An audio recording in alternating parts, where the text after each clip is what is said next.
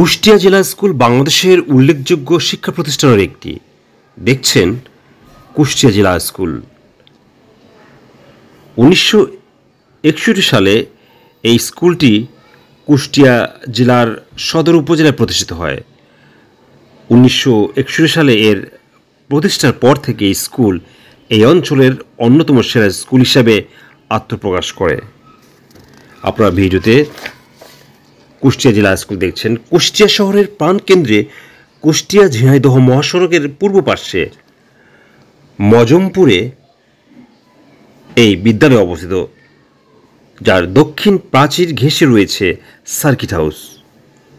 প্রায় 200 গজ দক্ষিণে রয়েছে ডিসি কোর্ট, পূর্ব দক্ষিণ কোণে রয়েছে 250 শয্যার আধুনিক জেনারেল হাসপাতাল, সামান্য উত্তরে রয়েছে বিপণী বিতান সমৃদ্ধ সুপার মার্কেট, পুলিশ স্টেশন, আর একটু উত্তর দিয়ে বয়ে গেছে গড়াই নদী। প্রাকৃতিক সৌন্দর্যমণ্ডিত 8 একর ভূমির উপর গড়ে উঠেছে ঐতিহ্যবাহী এই কুষ্টিয়া জেলা স্কুল। কুষ্টিয়া জেলা স্কুলে তৃতীয় শ্রেণী থেকে দশম শ্রেণী পর্যন্ত শিক্ষা কার্যক্রম চলমান। বিদ্যালয়টি যশোর বোর্ডের আওতাধীন। কুষ্টিয়া জেলা স্কুলে 2টি শিফট রয়েছে, প্রভাতী এবং দিবা। প্রতিটি শ্রেণীতে 2টি করে শাখা থাকে, এগুলি হলো ক ও খ শাখা। 2 শিফটের এই বিদ্যালয়ের বর্তমান ছাত্র সংখ্যা প্রায় 2359 জন এবং প্রধান ও সহকারী প্রধান শিক্ষক সহ মোট শিক্ষক সংখ্যা 54 জন। বেতন সাধারণত মাসিক হিসেবে নেওয়া হয়। সরকারি বেতন 6 থেকে 15 টাকা, ক্লাস ভিত্তিকভাবে বাড়ে। আজ আপনাদের দেখাবো ট্যাগর লজ। কবির স্মৃতিবিজড়িত শিলাইদহ কুঠিবাড়ি সবার কাছে পরিচিত হলো তার স্মৃতিধন্য ট্যাগর লজ এখনও রয়েছে অনেকের কাছেই অজানা। কুষ্টিয়া শহরের মিলপাড়ায় কবি আজিজুর রহমান সড়কে অবস্থিত ট্যাগর লজ।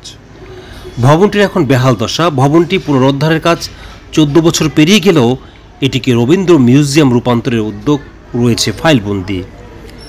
জানা যায় রবীন্দ্রনাথ ঠাকুর জমিদারির দায়িত্বভার গ্রহণের পর শিলাইদহে আসেন 1892 সালে। সম্ভবত সে সময়ই ঠাকুর এস্টেটের জমিদারি দেখাশোনার জন্য কুষ্টিয়া শহরে কবি আজিজুর রহমান সড়ক সংলগ্ন মিলপাড়ায় প্রতিষ্ঠিত হয় ট্যাগর অ্যান্ড কোম্পানি।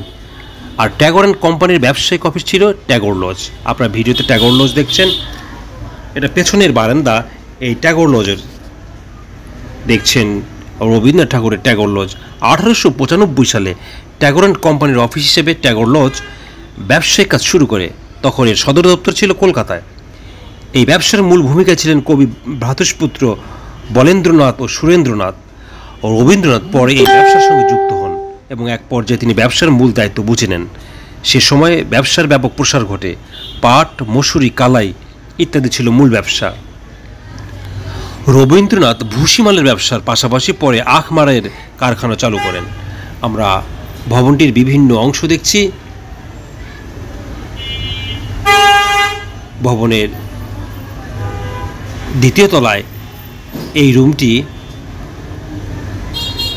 9 কাঠা জমির উপর প্রতিষ্ঠিত ট্যাগর লজের প্রবেশপথে কবিগুরুর একটি আবক্ষ মূর্তি স্থাপন করা হয়েছে। ভেতরে আছে সবুজ ঘাসে ঢাকা আঙিনা ও একটি ছোট মুক্ত মঞ্চ। এই মুক্ত মঞ্চে রবীন্দ্র জয়ন্তী সহ বিভিন্ন উপলক্ষে নানান সাংস্কৃতিক অনুষ্ঠানের আয়োজন করা হয়। আপনারা ট্যাগর লজের দোতলার বারান্দা দেখছেন।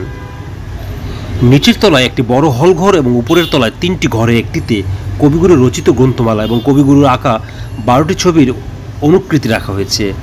একতলা থেকে দোতলায় ওঠার জন্য পশ্চিম পাশে কুঠুরির কোণে আছে একটি সুদৃশ্য পেঁচানো লোহার সিঁড়ি। ট্যাগর লজে কবি অসংখ্য কবিতা রচনা করেন, যা পরবর্তীতে খনিকা এবং কথা ও কাহিনীতে প্রকাশিত হয়। আপনারা দ্বিতীয় তলার একটি রুম দেখছেন, যেখানে রবীন্দ্রনাথের অনেক ছবি রয়েছে। কুষ্টিয়া সদরের মিলপাড়া এলাকায় মোহিনী মিল ও বড়বাজারের পাশে কবি আজিজুর রহমান সড়কে ট্যাগর লজ ভবনটি অবস্থিত। কুষ্টিয়া সদর থেকে ট্যাগর লজের দূরত্ব মাত্র 2 কিলোমিটার। ঢাকা থেকে বাস বা ট্রেনে কুষ্টিয়া এসে রিক্সা বা অটোরিক্সায় চেপে ট্যাগর লজে আসতে পারেন। আপনারা ভিডিওতে বিভিন্ন লোকেশন দেখছেন। সেই পেঁচানো সিঁড়ি, যেই পেঁচানো সিঁড়ি আপনাদের বলা হয়েছে, সেই ব্রিটিশ আমল থেকে এই বাড়ির সেই পেঁচানো সিঁড়ি আপনারা দেখছেন, যেটি এখনও অক্ষত অবস্থা রয়েছে। আমরা সিঁড়ি বেয়ে উপরে উঠেছিলাম, দেখছেন সেই সিঁড়ি। এখনও